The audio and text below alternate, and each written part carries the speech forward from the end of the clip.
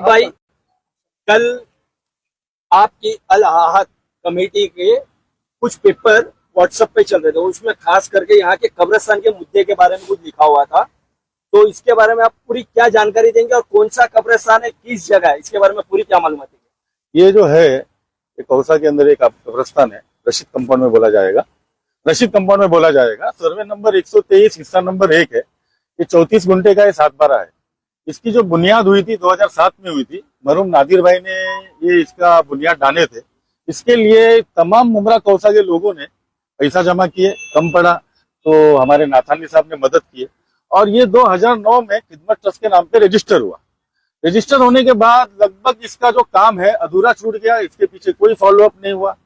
अब जो बीच में एक न्यूज चला गोवंडी का, जहाँ की कब्रिस्तान की हालत जो है बहुत ही बेकार थी, तो उस वक्त जब मैं MM वैली के कब्रिस्तान में गया था तो उधर भी देखा तो कब्रिस्तान की हालत कुछ सही नहीं थी। तो मेरा ये रेफरेंस थी कि भाई हमारे पास ये कब्रिस्तान है, 2009 से ये जगह ली पड़ी है हमारे पास, तो इसको चालू क्यों नहीं किया जा रहा है।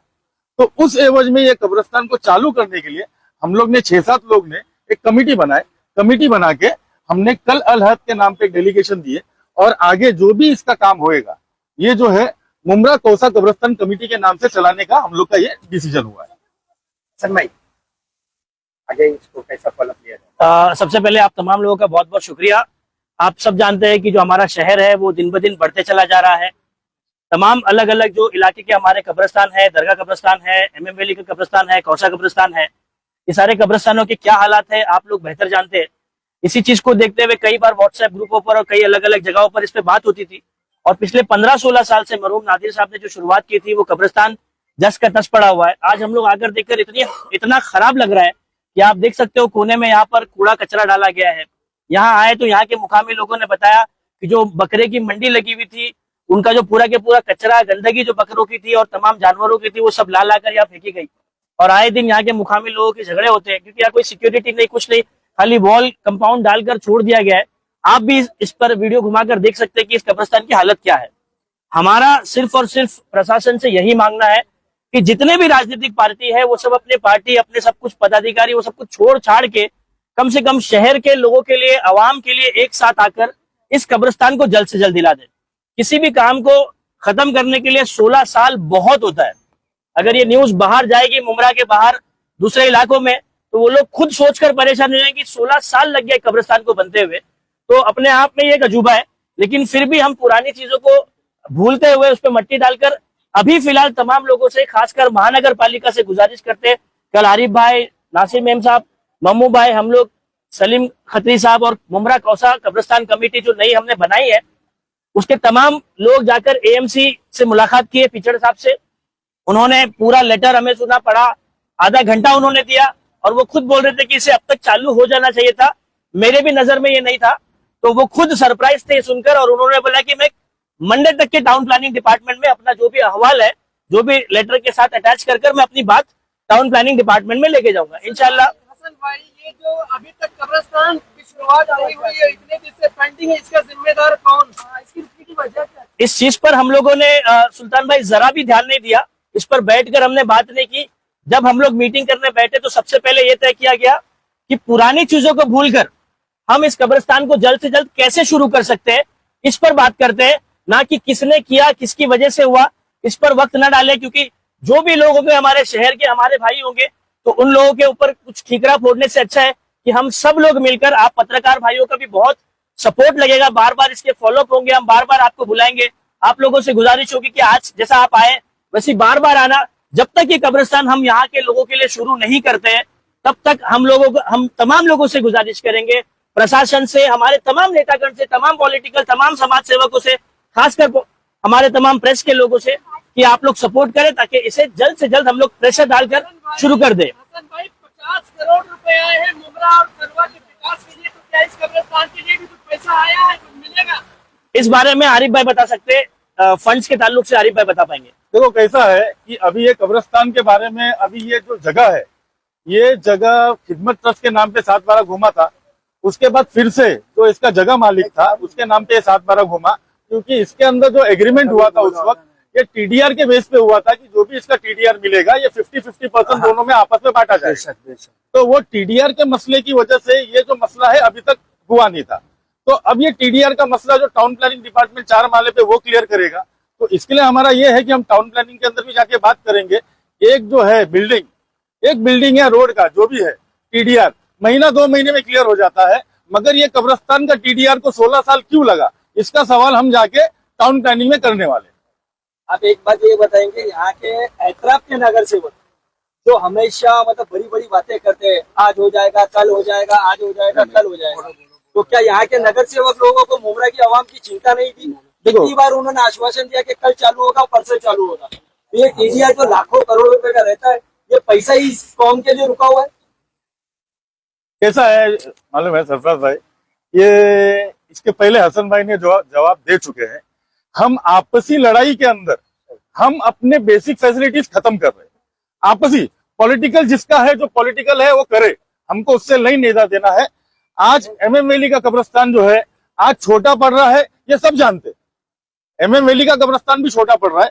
ये कब्रिस्तान एक अलॉट होने से श्रीलंका, देवरीपाड़ा, रशीद कंपाउंड, चरनीपाड़ा, मोतीबाग, ये पूरा जो है ये पूरे पट्टे को जो कब्रिस्तान मिलेगा, 1000 कब्र इधर दफन होंगी। एक दिन में अगर दो कब्र भी आती है तो 500 दिन का इधर बेसिस मिलेगा। MM वैली का कब्रिस्तान कम पड़ेगा। तो मेरा क्या बोलना है, हम आगे हमारे आगे वालों ने क्या किया वो हम नहीं देख रहे, आगे क्या करना है ये कब्रिस्तान लेने के लिए ये हम देख रहे हैं। हम पीछे का पकड़ के बैठेंगे आपस में नाइतफाकी करना, मुझे नहीं लगता कि इस वक्त वो सही प्रोग्राम है।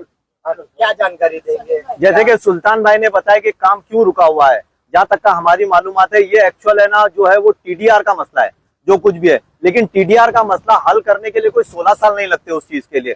जिन लोगों ने जो इसको हाथ में लिए है, जिन लोगों ने इनको हाथ में लिए, उन्होंने इसकी लापरवाही करे। हालांकि हमारा बीच में वो नेता है, उनसे हमारी बात हुई थी, वो पूर्व नगर सेवक भी है, उनसे हमारी इस ताल्लुक में 2-3 मरतबा बात हुई। उन्होंने यही कहा कि भाई खाली जो है ना टीडीआर का मसला है, अभी जो है जब तक का वो लैंड ओवर के नाम पे वापिस से ट्रांसफर नहीं होगा, उसके नाम पे रजिस्ट्रेशन नहीं होगा, तब तक का जो है वो टीडीआर नहीं निकलेगा। और टीडीआर निकलने के बाद फिर बाद में वो खिदमत ट्रस्ट के नाम पे रजिस्टर होगा। तो लेकिन उस काम के लिए भी तो इतना टाइम नहीं लगता है ना। आज 16 साल किसको बोले जाते हैं। आज कई दुनिया में मुमरा कौसा के अंदर इतनी सारी टीएमसी बिल्डिंग बन चुकी है आज 16 साल के अंदर के, जिसके टीडीआर दुनिया भर के उठे, बिल्डिंगें बन गई, लोग आ गए और जमाना हो गया उसके अंदर आगे।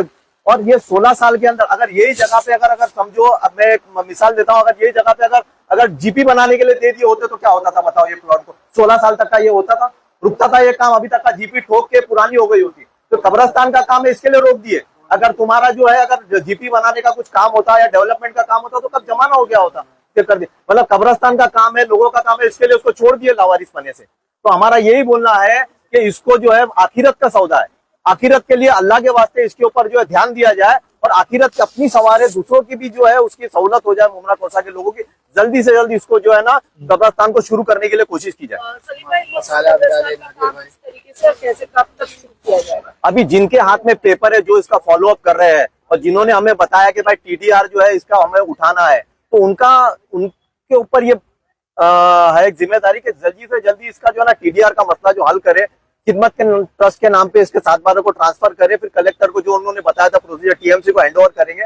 उसके बाद ना जैसे आरिफ खिदमत ट्रस्ट के नाम पे ट्रांसफर घूम चुका था। अच्छा, खिदमत ट्रस्ट में 2009 में 2009 में खिदमत ट्रस्ट के नाम पे 7 बार घूम चुका था। हाँ, मगर घूमने की वजह से टीडीआर ट्रांसफर के अंदर कुछ प्रॉब्लम आ रहा था, क्योंकि वो ट्रस्ट है, ट्रस्ट के नाम पे टीडीआर नहीं घूमता है। तो इसके लिए फिर से वो 7 बार रिवर्ट बैक किया गया, रिवर्ट बैक करके रावी के नाम पे किया गया। अब रावी के नाम पे टीडीआर लेके टीडीआर के अंदर ऐसा हुआ 50-50% है।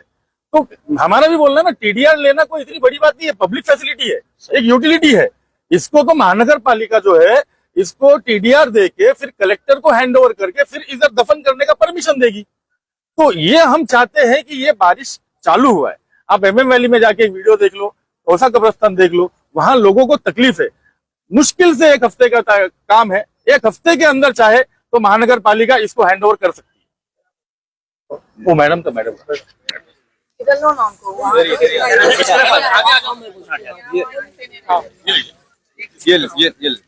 आगे रूही ऐसा भी तो हाथ में पकड़ के ये भी है। देखो हम लोगों मैं आज यहाँ पर आप कब्रिस्तान के मुद्दे पर आई है, जी। क्या कहना चाह रहे हैं? देखो अस्सलाम वालेकुम। ये कब्रिस्तान के मुद्दे पे देखो हम लेडीज लोग भी जमा हुए यहाँ पे, कि यहाँ पे इतनी फुल तादाद में आबादी है और एमएम बिला कब्रिस्तान का बुरा हाल है, कौसा कब्रिस्तान का बुरा हाल है। ये जगह आज 16 साल से पड़ी हुई है, जो कि ये मेरी फ्रेंड खरीद हुई, इनके अब्बा ने इस जगह के लिए 20 साल लड़ाई लड़े, वो आज इंतकाल भी हो गए, इस दौर में है भी नहीं वो। आज उनकी बेटी खुद आई है इस मुद्दे के लिए, आपको ऑब्जेक्शन लेने के लिए।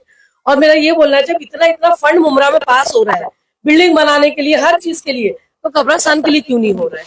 अभी 50 करोड़ का बोलता फंड पास हुए। दूसरी और भी कमेटियों को मैंने देखी हूँ कि उनको भी 2-2 करोड़ रुपया कब्रिस्तान के लिए मिला है। जैसे अभी कच्ची कब्रिस्तान के लिए भी 2 करोड़ रुपया दिया गया है, तो इस कब्रिस्तान के लिए क्यों नहीं दे रहे? अभी जैसे भाई ने बोले बिल्डिंग बनाने के लिए अभी परमिशन दो, 4 महीने में बिल्डिंग बिक भी जाएगी पूरी बन के। लेकिन कब्रिस्तान का जितने साल हो गए क्यों रुका पड़ा है? इसके लिए क्यों नहीं कुछ कर रहे हैं कोई? मेरी यही गुजारिश है कि इस कब्रिस्तान के लिए जल्दी से जल्दी कुछ ना कुछ कार्रवाई शुरू करें, और हमको इसके लिए फंड वगैरह की जरूरत है, फंड दिलाइए।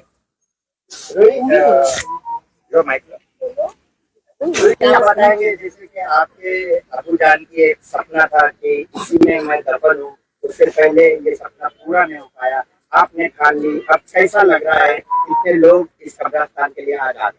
मैं बहुत बहुत शुक्रिया बोलना चाहूंगी जिन्होंने ये मुद्दा फिर से उठाया, उसके लिए सबसे पहले तो मैं उनके